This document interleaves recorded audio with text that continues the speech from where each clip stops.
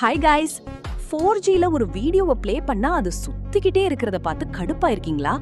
ஆனா இப்ப வந்திருக்க 5G பெட்டரா இருக்கு. ஆனா கதை இதோட முடியல. அடுத்து 6Gன்னு ஒரு மான்ஸ்டர் உள்ள வரப்போகுது. இதுக்கும் அதுக்கும் என்னதான் வித்தியாசம்?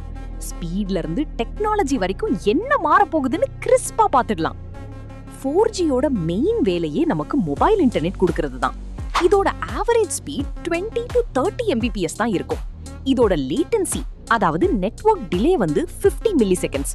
அதனால தான் ஆன்லைன் கேம்ஸ் விளையாடும் போதோ இல்ல கிரவுடடான இடத்துக்கு போகும்போதோ லேசான லேக் இருக்கும்.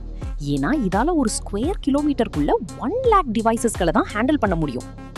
ஆனா 5G வந்ததும் ஸ்பீட் அப்படியே நெக்ஸ்ட் லெவலுக்கு போயிருச்சு.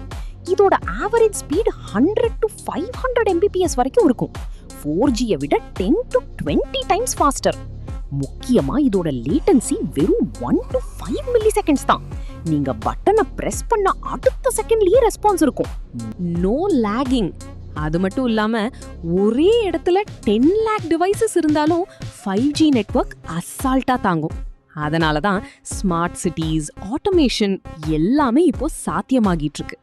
5Gயே இவ்ளோ ஃபாஸ்டா இருக்கே, அப்போ 6G எதுக்கு அப்படின்னு தோணுதுல?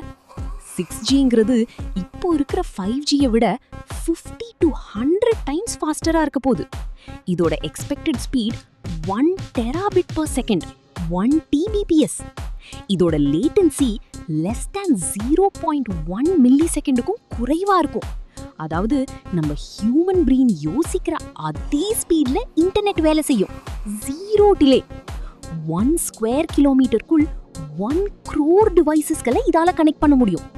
இந்த 6Gல நெட்வொர்க்கும் ஆர்டிஃபிஷியல் இன்டெலிஜென்ஸ் ஏஐயும் ஒன்னா சேர்ந்து வேலை செய்ய போகுது.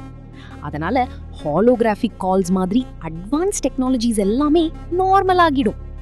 4G நம்ம மொபைல் தேவைகளை பூர்த்தி செஞ்சது. 5G இப்போ நம்ம சிஸ்டம்ஸ் எல்லாத்தையும் கனெக்ட் பண்ணிட்டு இருக்கு. ஆனா 6G மொத்த உலகத்தையுமே நம்ம கற்பனைக்கு எட்டாத லெவலுக்கு மாத்த போகுது.